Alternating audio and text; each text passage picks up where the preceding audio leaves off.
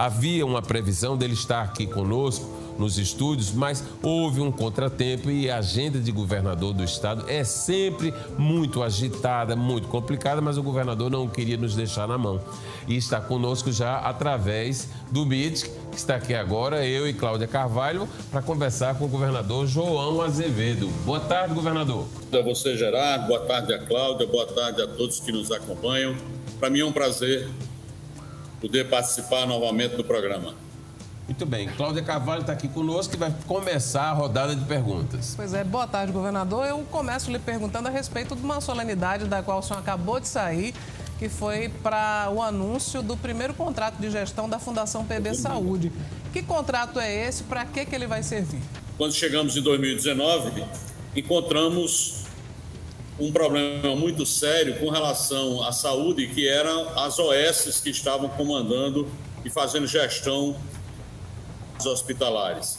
E isso fez, logicamente, com que o governo tivesse que tomar várias medidas. E os problemas que ocorreram levaram o governo a optar por um outro modelo de gestão que hoje consolidado foi aqui assinado no Palácio o primeiro contrato de gestão com a Fundação, que é uma fundação pública da saúde, a PB Saúde, para fazer gestão dos hospitais. Então, nós assinamos hoje, o Hospital Metropolitano passará a ser feita a gestão através da PB Saúde e, logicamente, à medida ampliando os serviços, nós vamos novos hospitais passando para a gestão da PB Saúde. Além disso, fizemos a convocação de aproximadamente 1.300 pessoas que passaram no concurso realizado pela PB Saúde e serão utilizados nessa gestão a partir de janeiro do Hospital Metropolitano. É um marco para a história da Paraíba, para a saúde. É um marco na história da saúde, esse momento que nós estamos vivendo agora, exatamente. E que nós temos hoje uma entidade pública que vai gerir os hospitais públicos do estado da Paraíba para evitar problemas que nós tivemos, como tivemos antes de 2019. O senhor chega ao mês de dezembro de 2021, atravessando o segundo ano de sua gestão, nesse momento de pandemia. O senhor faz uma avaliação para a gente aqui agora das conquistas e do que realmente de maior relevância foi realizado durante esse ano? São muitas ações. Eu diria que a gente teria que ter muito tempo de programa. Porque, na verdade, se a gente for tratar só de uma área como saúde, nós falamos agora, a gente tem que falar de 1.300 leitos abertos para a Covid, 7.400 funcionários convocados,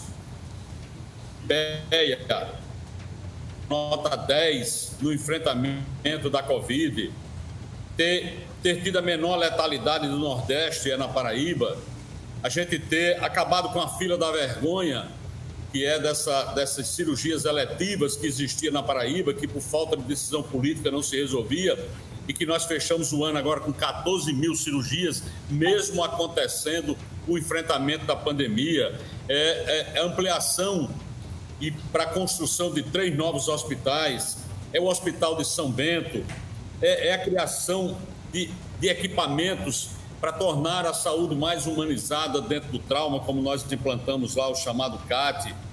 Ou seja, só na saúde. Se você for para a educação, você vai perceber que a Paraíba se reinventou durante a pandemia.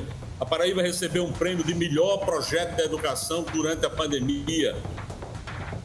De levar para 50% são escolas técnicas. De entregar 17 mil professores. Nós tivemos condições de incluir 260 mil chips para alunos e professores, para que todos possam integrar toda a ferramenta do programa Paraíba, Integra Paraíba, porque esse foi o grande projeto da educação para o difícil. Se você for olhar a questão na assistência social, naquilo que nós tivemos cuidado com o desenvolvimento humano, hoje, para combater a fome que se instalou nesse país nesses últimos anos, exatamente distribuindo mais de 42 mil refeições por dia. Mesa, do programa Prato Cheio, do programa de restaurantes populares. Nós fizemos aquisição na agricultura familiar de mais de 2 mil toneladas de alimentos para distribuir. Nós estamos subsidiando o leite para o produtor de leite poder continuar existindo, senão ele fecharia a sua produção, porque o governo federal não realinhou. Autista aqui para tratar de crianças com espectro autista. Aqui em João Pessoa, na região do Brejo, estamos implantando de Campina Grande.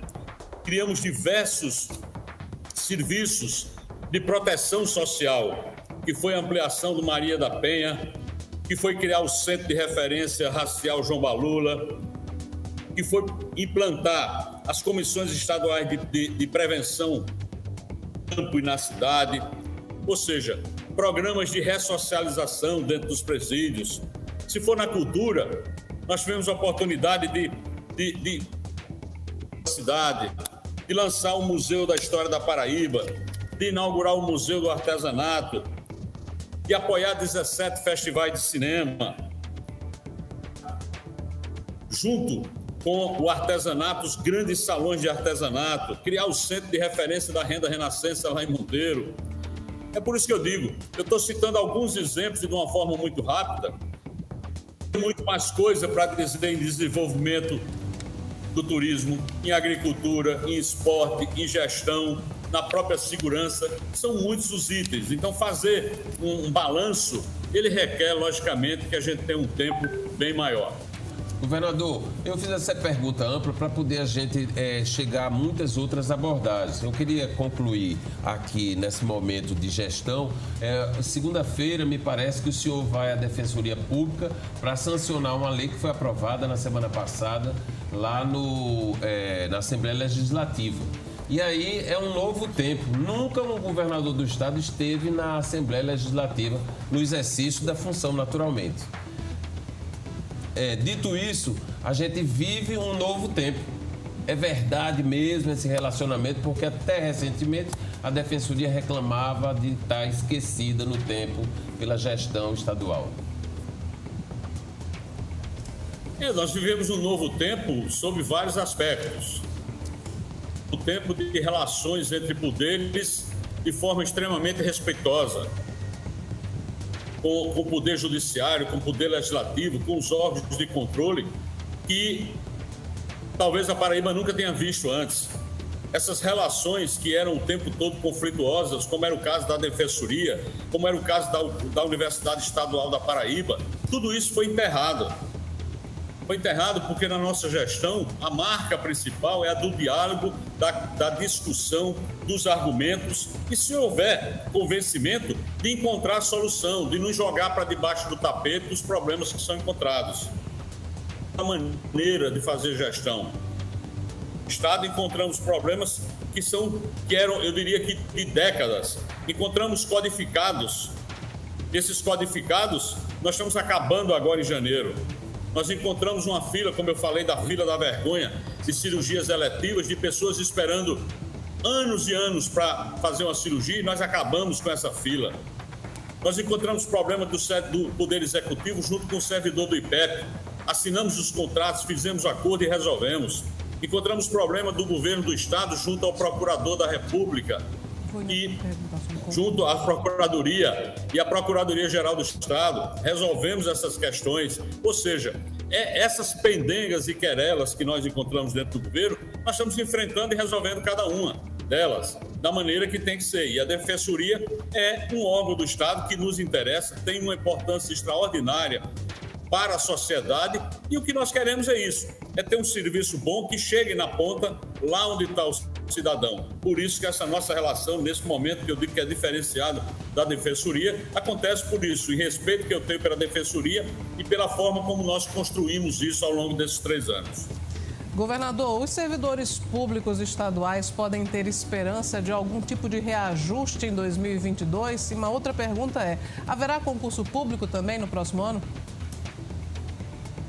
Se você fizer um levantamento dos concursos públicos que nós realizamos e que estamos realizando, você vai ver que nos últimos 10 anos na Paraíba você não teve tanto concurso público.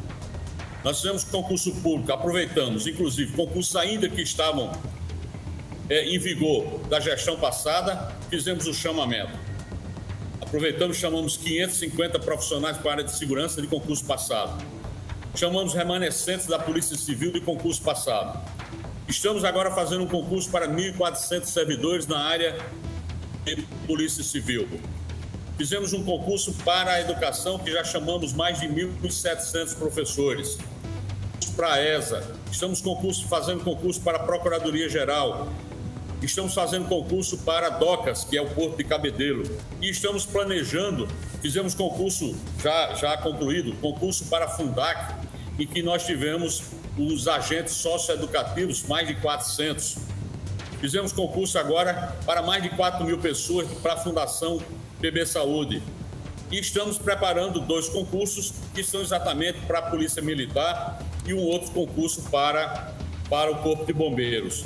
Ou seja, se você somar tudo isso, fora mais de 7.000 profissionais que foram feitos as suas contratações através de chamamento por conta da pandemia, você vai ver que nunca nesse estado se atingiu esse número de realização de concurso, nem tão pouco de chamamento. Mas é fruto exatamente do trabalho de toda a equipe que nós temos no governo.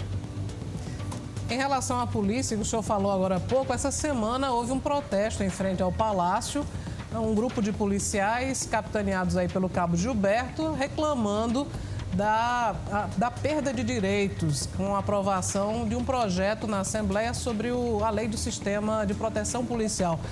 Como é que o senhor reage a isso? E há uma previsão também de atender, de alguma forma, os pleitos salariais da polícia? É importante entender, primeiro, que infelizmente nós temos uma eleição. Felizmente nós temos uma eleição no próximo ano, mas que infelizmente algumas pessoas se aproveitam desse momento para transmitir fake news, para transferir, evidentemente, informações falsas. O que nós aprovamos na Assembleia e que será sancionado, evidente, é a Lei de Proteção Social. E por que é que a Lei de Proteção Social foi encaminhada para a Assembleia? Porque a legislação federal exige que assim seja. Dia 1 de dezembro você tem a Lei de Proteção Social aprovada. E para que a Lei de Proteção Social? Para criar um sistema de previdência que cuide do servidor da segurança. Por quê? Porque ela é diferenciada do servidor civil. Enquanto o servidor civil paga 14%, recolhe 14% para a Previdência, a segurança só recolhe 10,5% e vai ficar congelado até 2025. E outros direitos que tem. Nessa lei se trata de proteção social. Infelizmente, alguns aproveitadores de plantão tentam jogar a discussão nesse momento para se discutir salário, aumento, bolsa de desempenho, que isso é tratado noutra lei, que é a lei de aumento de salário e que trata de bolsa de desempenho e que será tratado em janeiro, não será tratado nessa lei. Infelizmente, as fake news, isso é uma prática de alguns que fizeram disso em 2018 e obtiveram sucesso e continuam ainda utilizando fake news, mentira, para enganar a população. Hoje mesmo eu vi numa informação dizendo que um soldado da polícia do estado da Paraíba recebe R$ 1.210. É mentira. Um soldado da polícia recebe R$ 3.860. Fora as gratificações que ele pode ter por armas, ele recebe gratificação. Fora horas extras que ele pode trabalhar e recebe as horas extras. Então, são essas mentiras que fazem com que as pessoas que estão fora do processo, que não conheçam a informação, terminem acreditando. E outras que querem acreditar, porque acreditam alguns até que a Terra é plana.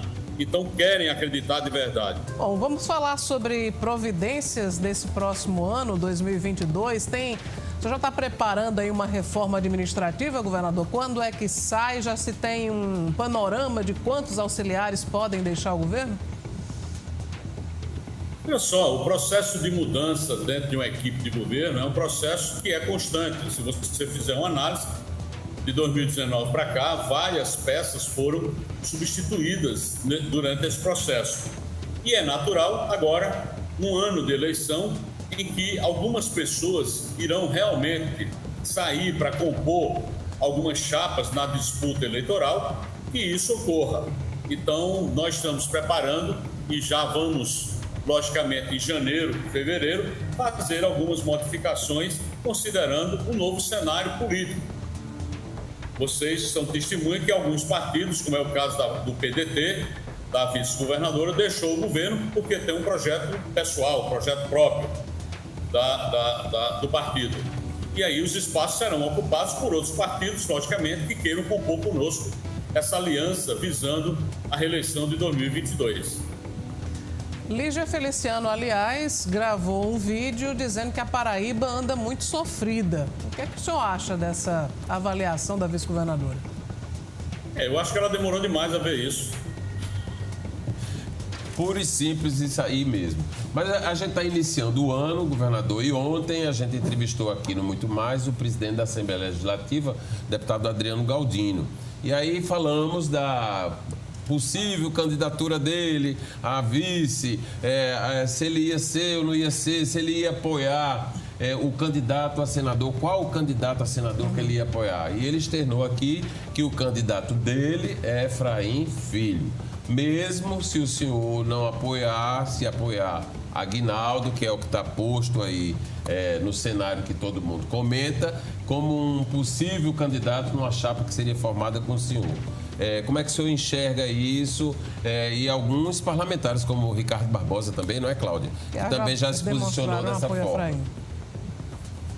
Bem, eu não faço essa leitura dessa maneira, até porque enquanto você não tem sequer o cenário claro de quais os partidos que existirão a partir de março, considerando que muitos passarão por fusão, outros passarão por federação, você não pode nem imaginar que tipo de organização partidária você terá. Como é que você pode pensar em montagem de chapa? Montagem de chapa só vai acontecer mais para frente. E ninguém se coloca como candidato a vice. Não existe essa condição. Vice candidato a senador e pessoais, logicamente, que eu respeito o projeto de cada um. Nós vamos fazer a leitura e sentar com muita transparência com todo mundo na mesa e dizer o porquê da melhor chapa que nós vamos tentar montar para vencer as eleições. É assim, não é simplesmente as pessoas falam, não, vamos discutir se tem que ter alguém do sertão, de Campinas, não sei. Não é a região que vai definir isso. Eles que definem a escolha de alguém para compor a chapa majoritária. Mas essa chapa majoritária ela não vai ser definida agora. Até porque, se você fizer uma enquete aí no seu programa, a população está nesse momento pensando no emprego, pensando na saúde, pensando aí na fome, pensando no... Isso é que efetivamente a população tem um foco. Então, eu vou muito nessa pauta e nesse time da população. O momento é da gente cuidar das pessoas. Ainda tem uma pandemia pela frente aí para a gente cuidar. A gente tem muita vacina para correr, porque tem muita gente aí negando a importância da vacina. Tem muita gente fazendo um discurso criminoso contra a vacina. Tem gente falando aí que vacina não funciona. Tem gente aí pondo em dúvida a Agência Nacional de Vigilância Sanitária, que a vida inteira protegeu esse país inteiro. A primeira coisa que a gente faz é correr para o posto de vacinação para ele tomar todas as vacinas. Eu queria saber se um pai, quando vai dar uma vacina lá ao filho para combater, por exemplo, a paralisia infantil, se ele pergunta ou se ele pede o relatório da Anvisa e se ele pergunta se a Anvisa tem autonomia ou autoridade para liberar aquela vacina. É claro que não. É porque, infelizmente, a política que não deveria ter entrado. Isso é discussão científica, isso é discussão técnica, isso é discussão da Organização Mundial de Saúde. É isso que tem que deixar quem entende discutir. Não é as pessoas na base da ciência, da axologia, dizer eu acho isso ou eu acho aquilo, eu acho bom ou eu acho ruim. Achar, você pode achar qualquer coisa. Agora, você não pode dizer de forma nenhuma que uma vacina que foi liberada com todo o rigor possível, essa vacina não tem eficácia. Até porque os estudos agora demonstram que todas as vacinas que estão sendo usadas na vida real têm uma eficácia melhor do que aquelas apresentadas nos testes. Colocou corretamente. Esse mundo do achismo tem que ser exterminado, né? Pois é, eu queria lhe perguntar ainda sobre vacina, governador, como é que o senhor recebeu a decisão da Câmara de João Pessoa e também da Câmara de Campina Grande de proibir a cobrança do passaporte da vacina? Primeiro, é um equívoco extraordinário de representantes do povo que, ao invés de oferecer a condição para que o cidadão se proteja, aprova uma direção contrária que permite que o cidadão possa contaminar outro. Tira a obrigatoriedade da apresentação do passaporte da vacina, você está dizendo a qualquer cidadão que ele tem o direito de contaminar outro. Ele pode simplesmente fazer isso. Então, essa é um grande equívoco. E, enquanto governador, nós iremos recorrer na justiça, sim, de cada lei dessa que for aprovada e for sancionada pelo prefeito. Nós iremos recorrer porque a justiça é o palco em que você pode ter essas grandes discussões e, logicamente, o fato de mostrar uma carteira de vacinação no lugar que você vai entrar, ele não diminui ninguém. Absolutamente não causa nenhum problema para quem quer que seja, porque você... muitas vezes, quando você vai para eu me lembro até, quando você vai para um cinema e que a sessão é acima de 18 anos, você tem que mostrar uma carteira de identidade para provar que tem mais de 18 anos. Pô. E qual é a dificuldade? Qual é a dificuldade de você mostrar uma carteira de vacina? Isso não existe, isso é discussão política, isso é ideologia política. Isso. Mas, como eu digo sempre, tem gente que acredita até que a Terra é plana. Nós recebemos aqui uma pergunta de um telespectador para saber, ele quer saber se essa exigência do passaporte da vacina pode ser ampliada, por exemplo, para os ônibus também. Ampliada para os... Para os ônibus. Ônibus? Sim. Veja bem, é mais uma discussão em que é desviado em cima daquilo que é principal. Ou enfrentar uma pandemia. Há riscos. Se você tem 10 ambientes em que você tem que controlar e 8 você consegue fazer o controle através de passaporte e 2 não, você estará protegendo 80% do movimento. Proteger 90%, que tente proteger 90%. Nós vivemos num país em que obrigatoriamente o cidadão tem que sair de casa para tirar o seu sustento. Porque para quem é servidor público, quem tem seu emprego que pode trabalhar home office, mas a grande maioria da população não pode ficar em casa, porque muitas vezes a renda é diária para conseguir o alimento do dia. Essa necessidade de utilizar os transportes públicos faz com que você não tenha condições, logicamente, de impedir que a população se desloque usando os meios de transporte. Agora, se você protege nas outras áreas, você está minimizando os riscos de contágio. É assim que funciona. É assim que funciona. No Brasil, é impossível se implantar lockdown. Por que é impossível se implantar lockdown de acordo com o que se implanta nos outros países? Porque aqui você não teria apoio do governo federal, você não teria apoio de toda a classe política, porque alguns são extremistas de direita e acham que tem que agradar o presidente da República, e aí seria, não concordaria, e de deputado que teve que despachar da praça porque não queria se vacinar. Imagine a que nível de discussão a gente chega. Mas a gente sabe que tudo isso vai passar, porque a verdade, ela é única. Se você não se vacinar, você tem um risco muito grande de contrair um vírus e virar óbito. Se você se vacinar, você reduz violentamente esse risco. Governador, qual é o nível atualmente da relação institucional entre o governo da Paraíba e o governo federal, a presidência de Jair Bolsonaro? Eu tenho relação institucional com os ministérios. Evidentemente que existem as obrigações constitucionais de transferências, que essas independem da vontade diretamente, porque são transferências obrigatórias, como é o caso da educação, como é o caso da saúde. É muito difícil, até porque o governo federal hoje não tem mais controle sobre o próprio orçamento. O Ministério não tem recursos nenhum para implantar obra nenhuma. Você só consegue viabilizar alguma coisa do orçamento se for através de emendas impositivas dos parlamentares, que hoje comandam o orçamento do governo federal. O que nós temos feito é uma gestão muito forte para não depender tanto de recursos federais.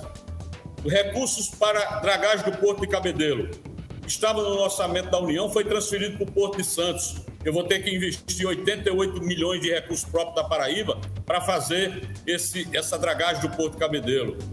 O recurso do Centro de Convenções de Campina Grande, que é uma obra de mais de 110 milhões, somente 48 nós colocamos dentro do orçamento, o resto não pôde colocar. Então nós vamos fazer o resto com recurso próprio. Então é isso, a gente tem que se preparar, porque a gente sabe que de lá vai vir muito pouca coisa. É que tem vindo muito ministro a Paraíba nesses últimos tempos, né, governador? Porque a gente tem assistido com muita incidência a chegada de ministros aqui, sempre trazendo alguma coisa. Chegam ministros aqui, naturalmente, num processo, que eu volto, num processo natural, em que entregando casas com outro nome de conjuntos de programas, que antes era Minha Casa Minha Vida e agora é a Casa Verde e Amarela, não sei o que é, e que conjuntos que vinham sendo construídos já há bastante tempo. Então, eu acho que continuam, evidentemente, alguns investimentos sendo feitos, porque você não pode paralisar. É lógico, você não vai paralisar uma obra como a obra do canal Acauã-Araçagi. Essa é uma obra que vem desde o governo Dilma. Você não pode paralisar essa obra agora. E o governo tem mantido e tem transferido recursos para a gente ir tocando num ritmo mais lento, mas pelo menos tem chegado sim algum recurso. Nosso tempo está quase acabando, mas eu queria perguntar, o senhor está encerrando o 3º ano do seu primeiro mandato. O entusiasmo é o mesmo de quando foi eleito? Ele é maior. Ele é maior nesse momento porque nós temos a capacidade de vencer os grandes desafios que foram impostos para uma gestão e tivemos essa capacidade de vencer. 2019 foi um ano muito difícil, por conta de operações, por conta da gestão das antigas OS que nós tiramos do Estado, que nós abrimos tomada de conta especial, que nós abrimos processo contra essas organizações sociais.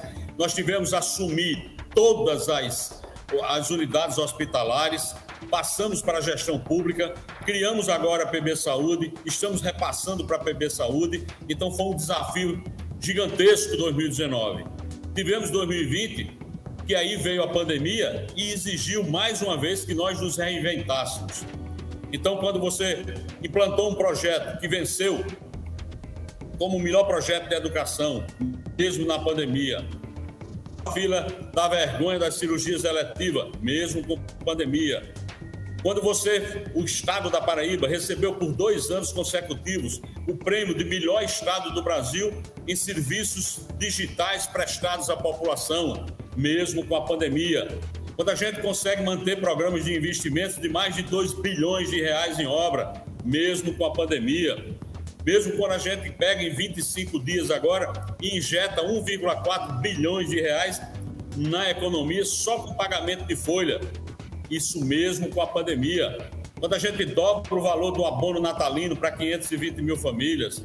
Quando a gente dobra o valor do cartão alimentação para 52 mil famílias, mesmo com pandemia. É isso que eu quero dizer. A Paraíba de hoje, ela é muito melhor do que a Paraíba que eu recebi. Joga para o lixo para debaixo do tapete, que enfrenta tudo de frente e que tem trazido inovações importantes para esse estado. É isso que nós vamos nos deparar com 2022 e que nós podemos sim ir para qualquer debate de qualquer tema em que será mostrado que a Paraíba evoluiu nesse período. Governador, Romero Rodrigues ainda é uma opção de apoio para a sua base e Veneziano, como é que fica nesse cenário? O senador veneziano é um senador do MDB. O MDB é um partido que ele assumiu recentemente. Ele era do PSB, saiu para o MDB. da base, até porque deputado Ranieri é da base, o seu pai, Roberto Paulino, é secretário de Estado e é do MDB. Ou seja, eu não tenho problema com relação a isso. Com relação a Romero, nós temos conversado e é lógico que dentro do projeto para 2022, eu espero contar com o apoio na majoritária do PSD, que é do prefeito Romero Rodrigues. Espero realmente contar e isso, as conversas vão nessa direção e eu espero que a gente concretize isso. Governador, para encerrar, eu gostaria do senhor uma mensagem de Natal para o telespectador da TV Manaíra e já de pronto aqui agradecendo a sua presença, a honrosa presença no Muito Mais de Natal da TV Manaíra. Agradeço a vocês o espaço. Infelizmente teve um contratempo de agenda, era para eu estar aí presencialmente, fazer aqui através da internet. Dizer a todo o povo que nos escuta que eu torço, rezo, oro muito para que a gente possa ter um Natal ainda esse ano restrito aos familiares e aos amigos mais próximos, mas que a gente possa ter um ano de 2022 com muita esperança. Eu não tenho dúvida nenhuma e tenho muita fé nisso, que 2022 será um ano que trará uma grande mudança para todos nós. Não só no enfrentamento da pandemia, mas na geração de mais emprego, de mais pessoas saindo do mapa da fome, de mais pessoas tendo condições de disputar e se beneficiar das riquezas que o Estado produz. Eu espero realmente isso e que todos nós possamos chegar com saúde no final do próximo ano. Então, agradeço aí o espaço de vocês